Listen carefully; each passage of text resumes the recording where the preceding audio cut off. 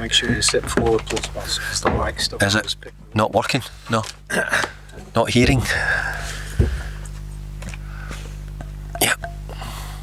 Good afternoon, everyone. Welcome to our pre-match press conference to preview our game against Manchester City. We'll start off with Vinny from Sky. David, just training here today, is that a regular thing? No, just came down for a look around. Part of the settling in process still? Yeah, I think we are. I think we're still partly settling into the new stadium, yeah. Beto, how is he? Is he available for selection this weekend? Yeah, he's had to go through the protocol for concussion, which was correct, so he's gone through that period and he's been training, yeah. Anything back from the PGMOL regarding the non-penalty last week? Yeah, but it's always rubbish you get back. You never get anything good back. So Jonathan, the secretary, spoke about it and spoke with him. I didn't do so, and but it's never what you want to hear. When you say rubbish, are you able to give us any further context? Yeah, not really, no. No, you should ask them yourself. I would hope you would do. Well, they're generally not allowed to speak to us. That's the thing. Oh, well, they don't speak particularly well to us when we hear from them. Whatever happens between now and the end of the season, what platform do you feel that you've given yourselves to move forward? Well, we've had a stable season at the moment. We still believe there can be something out there for us, and we'll keep pushing. So, not much drama in the season. We're pretty settled. The new stadium's played a big part. You know, the sort of building Everton back up again, I think, is a process which is going to take quite a bit of time, but I think the first year or so here we'll certainly put decent foundations down, and hopefully we can continue to build on it. It's still quite a big jump from fighting relegation to fighting up at the higher ends of the table, challenging for Europe and being in the mix for that. So I just wonder, when you make that kind of jump, what impact it can have on recruitment in the summer?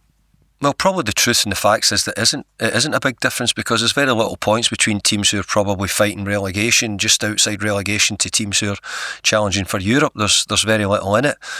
But that also tells you if you're not cautious and you're not wary, then you could find that you could be caught out next year. It wouldn't take much for you, maybe to get a few points less if that was the case. So we need to make sure that we continue sort of growing and adding to what we've got and what we're doing. In some ways then, as well, as part of that growth, is it dealing with the expectation? Because when you're challenging for the European positions, it does impact expectation on the players, and it's a very different pressure to what they've been used to in the past.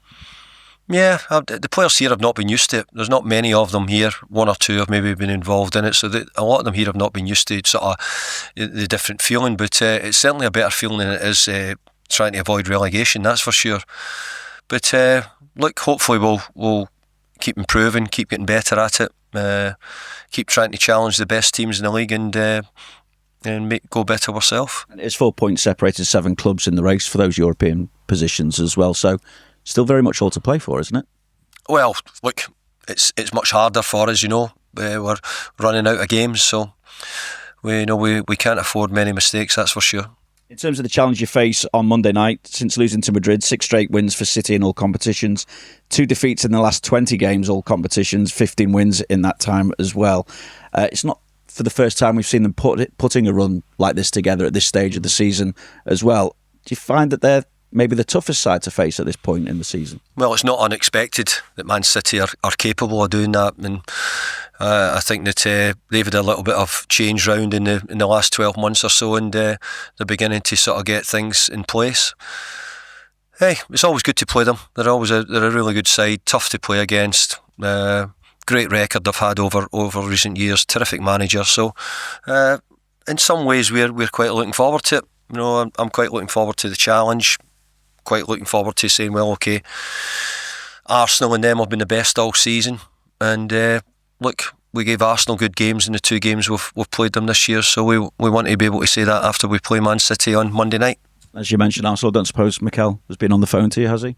No, not at all. No. Thanks, David. Cheers. Thanks, Vinny. We'll go to Fraser at Premier League Productions. Just moving on from that previous, when Manchester City do manage to put those runs together like they do often at the end of the season, can you put your finger on where that comes from, or just how hard it is to be able to do that? Well, I don't work for Man City TV and I can answer your question, so you need to ask somebody from Man City that question probably, but an opposition manager to the manager at Man City, I'd have to say that, you know, they've got themselves on a great run. They've got good players. You know, they find ways of getting through the difficult times and coming out the other side. And I think they've done that. They've got themselves in a lofty position. They've already won one trophy. Yeah, they have, and they're in a shout for a couple more, really. So it's a great position to be with. 3-4 weeks of the season to go, and you're in shouting for everything. So no, they're doing really well. So it's tough for us, but we've got in our own mind, we know if we can do something special, it could help us greatly. And just moving from obviously being here today and having this been the penultimate home game of the season, feeling like you've settled in here and we've seen what can be achieved and what sort of an atmosphere it is that another step that you feel is another attraction for looking at players in the summer? People will want to come here to play in a place like this. Well, I've always said players want to come and play in Europe. We've got to try and make sure that gives us a possibility.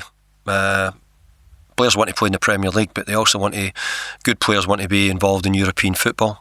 So that'll be a challenge for us to try and do that. I found it difficult last summer trying to attract a lot of players because of that. The difference now is, I think Everton have been close this year, much closer to the top end of the league. Most people have had the chance to see the new stadium and full houses in all the games. So from that point of view, there's a lot of things to be positive about.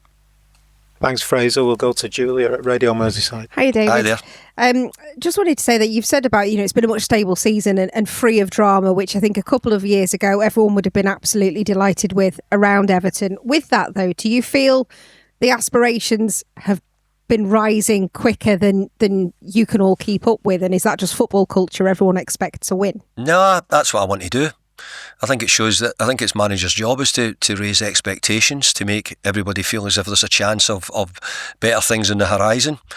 I've tried to do that this year, and so have the players, and I think in the main we have. I think the players have done a brilliant job. They really have. We're in a good position. But yeah, we'd always like to. Everybody wants to take the next step, don't you? If you finish second in the league, you don't think it's good enough. Which we're hearing a lot about Arsenal, and finished second in the league, I think, a few years, and people are thinking it's not good enough. So it's no different to Everton. Wherever we finish, people always want it to be better, and nobody more so than me. I want us to be better and finish as high up as we can. It is another Monday night game, and we've asked you this several times because Everton have had more Monday night games. Does it change your preparation? And also, do you feel that you've had an excessive amount of the Monday night slot? Well, we're all getting used to different sort of things from our culture. Wouldn't normally be we wouldn't have had Monday night football in years gone by, or I don't think we would have. But look, we need the television companies to help pay our funding and all the things that go with it. So Monday night's a football night. If you're good enough and you get in Europe, then you don't find you've too many Monday night games. So all those things are better. But the people who I feel most for are for the supporters. I think for the younger generation of supporters, Monday night football is not a good thing because your kids can't get to the game because most of them are going to school and it's late nights and all the things which come from that. So I do think I think midweek's been accepted in football and it's done, but I think that, most folk, I think with kids and that, find it quite difficult to get to their kids to a game on a Monday night. So we've got to make sure that we don't discourage that generation of supporters by not giving them the opportunity to get to games. You mentioned as well before about, the players have done really well, and this season, considering it's still a very small squad and you've had injuries to deal with, when you are attracting players in the summer and looking for recruitment, how much do you credit your players with that? Because as you say, some people didn't want to come anywhere near Everton. No, I mean, but it shows you that we've got a lot of good players in the building, first and foremost, and I thought they proved that in the run into the end of last season. Our results were as good as most teams in the league, certainly from sort of January onwards. So it showed that they could do it, and they were given another opportunity, and to be fair, a lot of them have done that. So we want to. It's building. It's all for me at Everton. It's always been building, trying to do a little bit every year, Sometimes it works, sometimes it doesn't. And adding on, I still don't think we're quite a club which is going to go out and spend 200 or 300 million and change the whole landscape. I don't think that's going to happen. And you mentioned there, Beto is back. He's very popular with the fans, and he often speaks about, asking what more he can do to improve his own game. Can you tell us a bit more? Does he come and speak to you, and what is he doing? Because we hear that he does extra, so I just wondered what he's doing. Even today, he's always asking and trying to find out where, if he thought he could do better, and other staff members work with him individually as well, because that's what he actually wants, and he wants extra work, and he wants to try and get better. And it's great when you work with people who are always trying to improve and trying to step themselves up. So no, he's started to score a few goals, and hope he can continue that. And just team news, is everything as is before? No Jared? At the moment, no everything's as we are, and like anything else, we'll get a few knocks and niggles, so we'll just need to see how things are come Monday night. Thank you. Good luck. Thanks, Julie. Any further questions in the open section before we move on?